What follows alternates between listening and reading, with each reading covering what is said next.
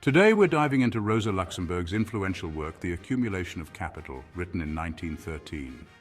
This book is a cornerstone of Marxist economic theory and explores the intricate workings of capitalism and its expansion into imperialism.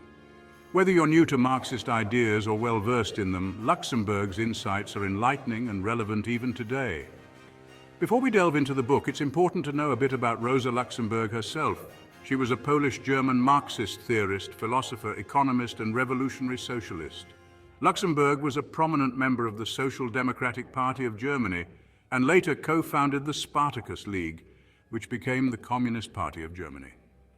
Her works, including The Accumulation of Capital, have had a lasting impact on Marxist theory and revolutionary thought. The Spartacus League was named after the leader of the largest slave rebellion of the Roman Republic.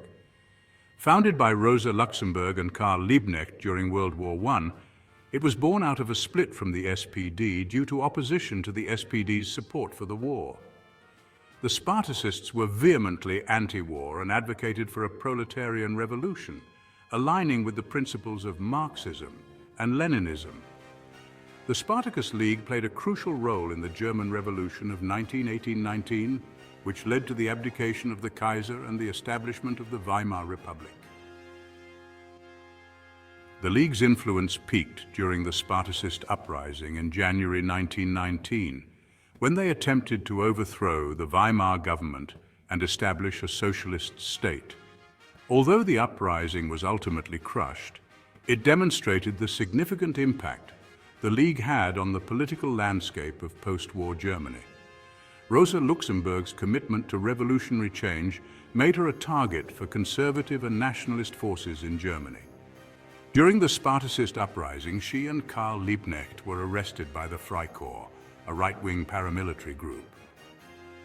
On January 15, 1919, they were brutally murdered.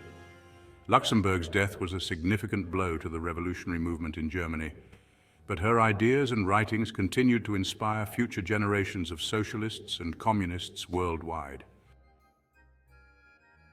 It's important to note that the Social Democratic Party of Germany, SPD, played a controversial role in these events. The SPD, which was in power at the time, had called upon the Freikorps to suppress the Spartacist uprising. This decision led to the brutal crackdown on the revolutionaries, including the arrest and subsequent murder of Luxemburg and Liebknecht. Many have criticized the SPD for its alliance with the Freikorps and its responsibility in the violent suppression of the uprising, viewing it as a betrayal of socialist principles. In The Accumulation of Capital, Luxemburg expands on 6 key concepts that we will shortly summarize for you. These concepts are capitalist accumulation, expanded reproduction, the realization problem, non-capitalist markets, and finally imperialism. At the heart of Luxemburg's analysis is the idea of capitalist accumulation. This is the process where capitalists reinvest their profits to generate even more capital. Imagine a snowball rolling down a hill, growing larger as it gathers more snow. Similarly, in capitalism, profits are reinvested to create more wealth. However, Luxemburg argues that this process is not without its flaws and contradictions. Capitalist accumulation relies on the continuous expansion of production. Capitalists invest in new technologies and production methods to increase efficiency and output. This means that over time, the production capacity of an economy grows, leading to more goods being produced than before. However, this also means that more goods need to be sold to realize the value embedded in them. Luxemburg highlights that while capital accumulation drives economic growth, it also leads to overproduction and market saturation, which can result in economic crises.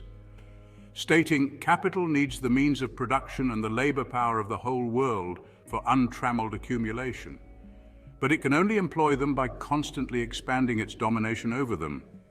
The relentless pursuit of profit often disregards the well-being of workers and the environment, leading to social and ecological problems. Expanded reproduction. To understand capitalist accumulation better, we need to grasp the concept of expanded reproduction. Unlike simple reproduction, where production just replaces what was consumed, expanded reproduction aims to produce more than what is needed. Think of it as baking, not just one cake to eat, but several to sell. This surplus production is essential for the growth of capitalism, allowing it to expand continuously. Expanded reproduction involves reinvesting surplus value, which is the value produced by workers that exceeds their wages, into new production cycles. This reinvestment can take the form of purchasing additional machinery, hiring more workers, or developing new markets. Luxemburg emphasizes that for capitalism to thrive, it must continually expand its productive capacity and find new avenues for investment. This drive for expansion creates a dynamic but unstable economic system, as the constant need for growth can lead to overextension and economic downturns. The concept of expanded reproduction also underscores the inherent inequality in capitalist societies, as the benefits of increased production primarily accrue to the capitalists, while workers often see little improvement in their living conditions. Expanded reproduction, by increasing the productive capacity of society, simultaneously increases the contradiction between the capacity to produce and the capacity to consume. This contradiction is inherent in the capitalist mode of production and necessitates the constant expansion of markets to avoid crises. Realization problem. Here's where things get tricky. Luxemburg points out a problem. Within a purely capitalist system, there aren't enough buyers for all these extra goods.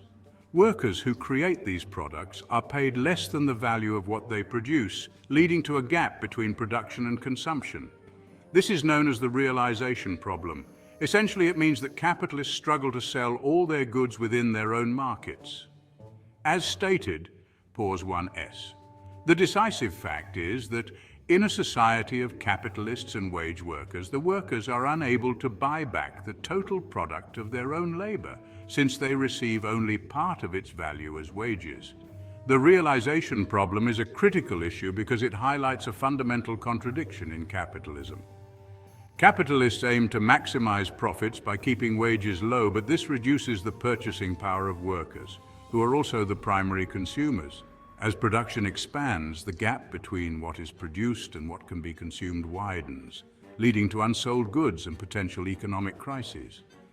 Luxemburg argues that this contradiction is intrinsic to capitalism and cannot be resolved within the system itself.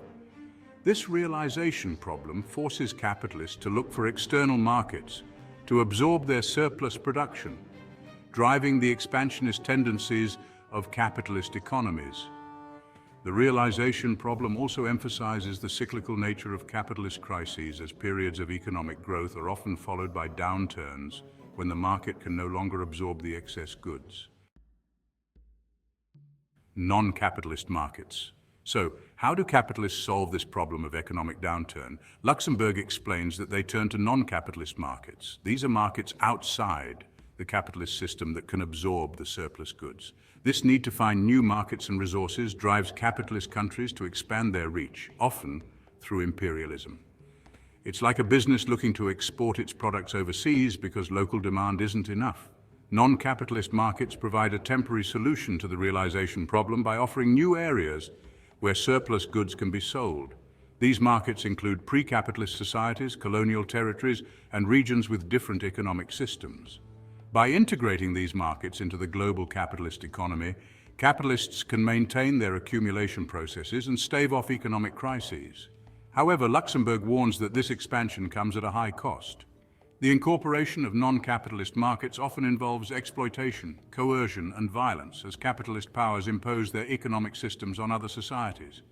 This process of imperialism not only exacerbates global inequalities but also sows the seeds of future conflicts and resistance. Moreover, as more areas are brought into the capitalist fold, the pool of non-capitalist markets shrinks, leading to increased competition among capitalist nations and the potential for more intense economic crises.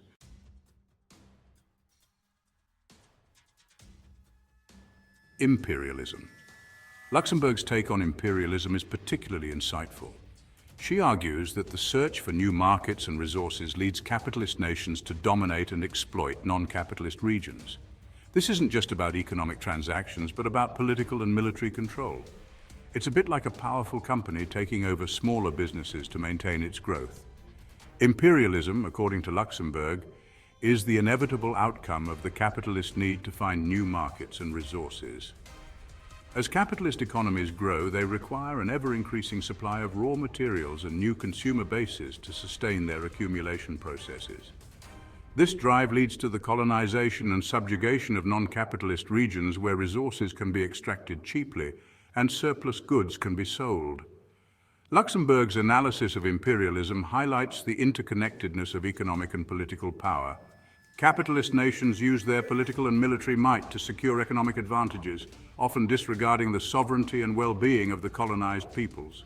This process not only enriches the capitalist core, but also entrenches global inequalities and creates a dependent periphery. Luxemburg's critique of imperialism remains relevant today, as the legacy of colonialism continues to shape global economic relations. Contradictions and crises. Despite these expansions and somewhat successes of capitalist relations, Luxemburg stresses that capitalism is inherently unstable and prone to crises. The contradictions within the accumulation process, like overproduction and underconsumption, inherently create conditions for periodic economic downturns. These crises are not mere accidents, but are built into the capitalist system itself, making it prone to periodic upheavals.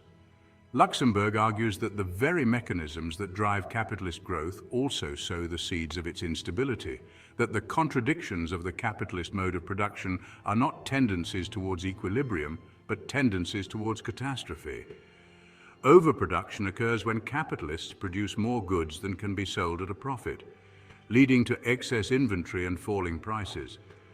Underconsumption happens when workers, who are also consumers, do not have enough purchasing power to buy the goods they produce. These contradictions create a cycle of boom and bust, where periods of rapid economic growth are followed by severe downturns. Crises are inherent to capitalism because the system is based on the exploitation of labor and the pursuit of profit above all else. These crises can manifest in various forms, including financial crashes, unemployment, and social unrest. Luxemburg's analysis underscores the fragility of capitalist economies and the human costs of its cyclical nature. Luxemburg's work has had a lasting impact on both economic theory and political movements. Her critique of imperialism prefigured many later analyses of global capitalism and its inequalities. Moreover, her emphasis on the inherent instability of capitalism has been validated by subsequent economic crises, reinforcing the relevance of her ideas. Luxemburg's theories have influenced various schools of thought within Marxism and beyond. Her insights into the dynamics of capitalist expansion and the role of non-capitalist markets have been instrumental in understanding global economic relations.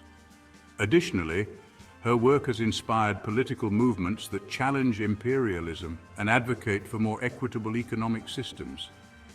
The relevance of Luxemburg's analysis is evident in contemporary discussions about globalization, neoliberalism, and the ongoing struggles for social and economic justice.